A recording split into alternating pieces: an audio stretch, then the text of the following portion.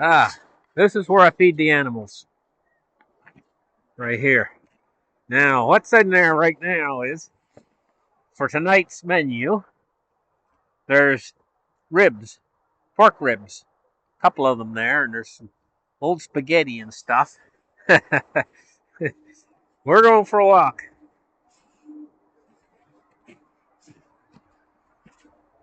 There's my snowplow. Now, I'm going to tell you guys, man, there's a lot of ice down right now. You got to be careful where you put your feet, or you'll be right flat in your back.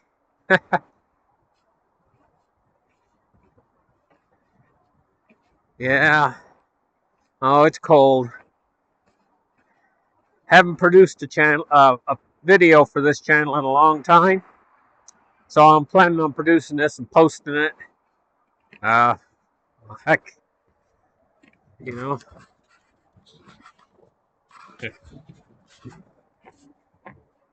Now I'll tell you, this is the slipperyest snow.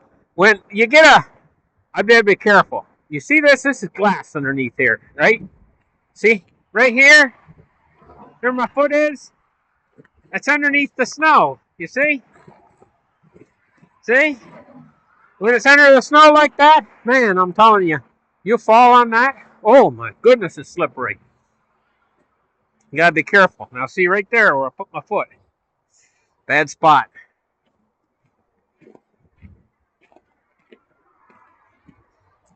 I don't know. There's so much ice out right now, maybe I better not take a walk tonight. Here's my lawnmower. I'll tell you something.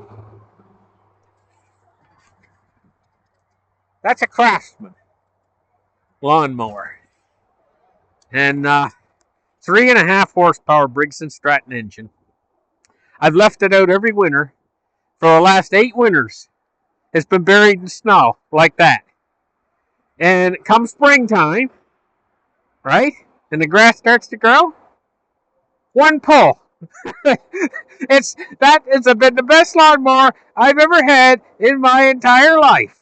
Ever. One pull. 8 years out in the snow every year, all winter long, and it always starts with one pull. Of course, this last year is the first year I've replaced the spark plug, cleaned out the carburetor, and did a few other things to it, you know? Man, I'm telling you, always buy a 3.5 horsepower Briggs & Stratton. Is one heck of a good engine. That was their meat, bread and butter engine. And Craftsman lawnmowers for years they put them in, and man, they were a good machine. It seems almost to me like that they weren't under the they weren't trying to create substandard merchandise like a lot of companies do. What's called, they have a practice called planned obsolescence. I'm going to tell you guys something. See that little tree up there? I got to remove that because it's right up near a transformer. Let me walk in so you can get a better look at that. I'll get as close as I can. I'll walk over there. I might have to walk through the snow a little bit to get over there.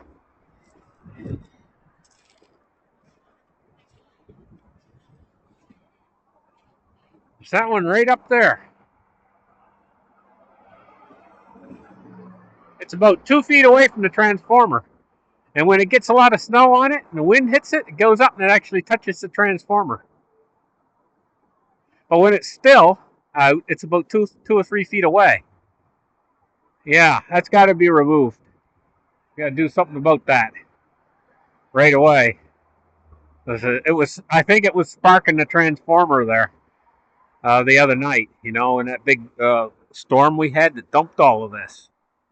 And of course, that tree right there was brought down by a hurricane. Let's just go over and take a quick look at that. Because I'm going to tell you something about this tree. Brought down by the hurricane about 2 years ago. Right? Now, what you notice about it is the top is turning up toward the sky again. It's bending. It's like it's staying alive. And it's actually growing. and it's growing this twist. And see the twist in there? Now, I'm going to tell you guys something about that. You see this natural twist right here? Just a sec. Let me get around this side, and I'll show you guys. See that natural twist? The old boat builders used to go in the woods a long time ago, and they'd look for trees like that to make their ribs out of, or their bow. Look, can you see that natural bend right there, going down that way, would make a perfect stem for a small boat, or like a canoe, or something like that. And that's what they used to look for in the woods, to make their a natural curve like that, because it's much stronger. And back in those days, boat building, I got some snow in my boots coming in here. You see, it's pretty deep. Anyway, in the old days, they didn't have bandsaws to cut out ribs. And so, at one time, there was a time long ago, and that's when they used to go in the woods and look for natural formed trees like that. There's another one right there. Got a nice little bend in it. See that little bow in it? They'd use stuff like that. Cut it down, hand hew it, and they build the frame of their boat, and they didn't care how long. They'd travel through the woods and get what they needed and hew it with an axe and put it together with wood pegs. And that was back in the time when they did boat building construction. Less with not